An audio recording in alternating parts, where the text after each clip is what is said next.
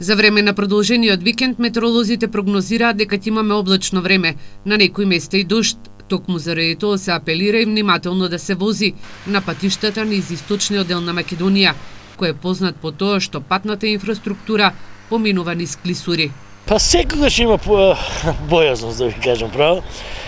Сепак тој дел на магистралата од Истри Бања спрема Делчево се работи, се санира од страна на Гранит, се врши комплетно реновирање и се надевам дека ќе биде подобро односно оно што беше порано. Коцев информира дека останатите свлечишта се санирани. Останува уште да се работи на свлечиштето на патот Штип-Неготино, кој поминува низ планината Серта. Се изработува техничка документација и тој ќе се изврши санација на тоа клишиште.